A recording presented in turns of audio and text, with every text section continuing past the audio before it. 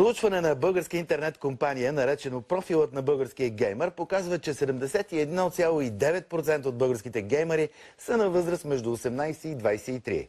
Те са общителни, позитивни и най-често работят в сферата на телекомуникациите. Може ли геймърството да бъде доходна професия? Ще коментираме с гостите в студиото. Първо да видим видеото.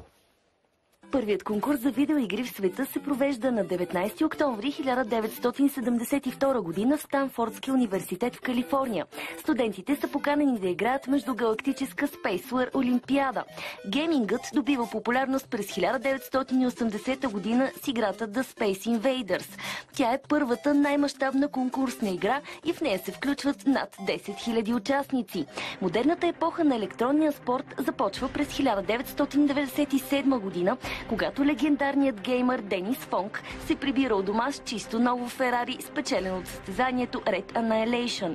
Днес в света има над 260 милиона души, които се интересуват от електронни спортове, а 145 милиона от тях редовно гледат срещи от професионалните гейминг турнири. Един от най-богатите геймъри в света е испанецът Карлос Родригес. Той печели по $950 хиляди на година. Само през 2015 година приходите от гейминг турнири са повече от $200 милиона. Верно ли е това? Вие може да изкарвате пари, като държите просто това и правите така. Това никога не мога да го направя. Ще постракля! Точно на третата минута ще го хвърля. Не е верно. Да не е верно. Това се говореше до сега, това се съобщаваше. Ако случайно не си чул, мога да си го кажа пак. Хора, които са геймъри, изкарват... Аз го виждам много добре и съм напълно наясно, но това, което изкарва пари, е работата.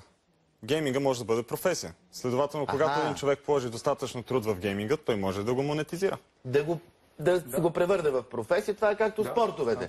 Когато си аматьор, играеш за удоволствие. Когато станеш професионалист, почваш да печелиш пари. И понеже се казва в видеото, че е до 23 години, нали такова, аз съм вече на 39, ти между другото играеш ли игри? Не. Нямаш време. Не мога. никога не съм го можел. Честно. Заклевам се, не мога. Аз ви казах, ако хвана това нещо и започна да правя така, точно на третата минута ще го хвърля. Ще поудея. Не ти вярвам. Не мога. Едно време играехме Супер Марио, това. Не. Никога не съм играл и не мога да изиграя. Може би единствено, как се казваше това японското... Тамагочи. Не, деца напасват тези... Тетрис. Не Тетрис, Маджонг? Мисля, да. Това дето са плочки еднакви, да ги виждам и да ги... Това е единственото... Питай ни тогава. Това някакво неандерталско казах. Нали, мога да подскачат на един крак, нали? Така ли ти изглежда това? Не, наистина има много игри. Просто трябва да намериш своята игра. Има много заглавия и наистина има за всеки го по нещо. А ти защо, жена, не искаш и някакви други работи? Това е много убит стереотип, че момичетата не играят видеоигри. Аз винаги съм играл видеоигри от съвсем мъничка. Баща ми обичаше да играе StarCraft и аз покрай него също ми стана интересно. И не си спомням момент, в който да не ми е харесало да играя нещо. Да. Добре, дали се зарибява обаче човек и става зомби, ще ми кажете след рекламата по Нова телевизия.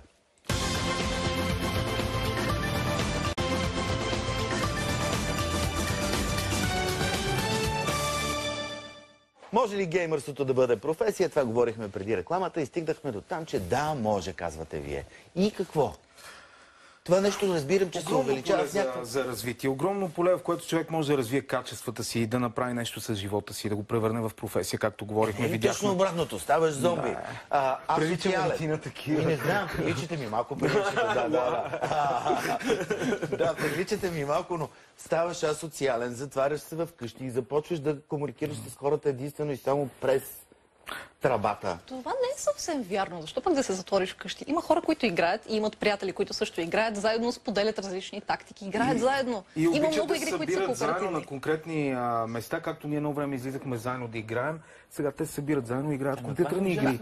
Състезателен гейминг, сформират се отбори, развиват се качества, както казахме въобще. И качества развиват човек, който седи на стол и прави това. Добре, кажи, харесваш да играеш карти? Играл ли си някакви карти? Не. Нищо? Той не играе игри. Знаеш, когато така ми е любопитно покера, но нито съм добър, нито мога да го играя. Нещо като много интерактивен покер. Аз мисля обаче, че понеже тази година е годината на виртуалната реалност, вече слагаме шлемовете, влизаме буквално във филма, мисля, че тук ще стане много интересно.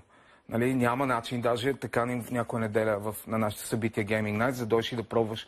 Влизаш буквално вътре във филма и правиш всичко. Бъдещето вече е днес. Така, в смисъл, това казвате много добро, така ли да разбира? Много интересно. Виртуалната реалност е страхотно нещо. Буквално сетивата на човека се заменят от друг тип ние сме материални. Виртуалната реалност... Материални. Материални сме. И между другото, много правилно тук преди, по повод това, което се случи във Враца, някой каза, това е насъдено от виртуалната реалност, защото там имаш идеята, че можеш да пуснеш, след това да превъртиш, да върнеш назад, нещата да се оправят, да ги промениш. Нали? Хората общо взето започват да живеят с тази илюзия. Ако сгуби филма. Да, започват да живеят с тази илюзия и почват да предприемат действия, които в последствие няма как да ги върнеш. Понеже гледат много родители, игрите са напълно безопасни, освен ако наистина не прекалиш тях чудовищно много. И, както казахме, развиват въображение и ти помагат изключително много. Така че това е мит наистина, че геймерите са зомбите, които щакат по клавиатурите. Значи аз съм чувал, че небезизвестният актьор Кито Дар, той е много запален по игрите и той малко прилича на зомби. Не знам дали го знаеш, така се много от най-успелите бизнесмени, шефове на големи компании. Тук в Нова телевизия познавам поне 10 геймера. Къде? Нова телевизия? Да. Кой шефове Няма да им казвам имената, за да не ги дискредитираме, но много са. В България над 1 милион души играят игри. Било то на таблет, на телефон, на PlayStation или на компютъра вкъщи. Това е начин наистина да поемеш глътка въздух и да избягаш от тази реалност, докато все още си в нея. Ние изобщо не живеем в реалността вече. Ето, с филми, с социалната мрежа и в крайна сметка изобщо не живеем реалния живот. Може да се каже, да. Ти знаеш ли какво е това као? Као? Да. Да, имам го по обувките си всяка вечер, като се прибирам от навън. Въпреки, че съм геймер, Добре, окей, благодаря ви много. Продължаваме нататък.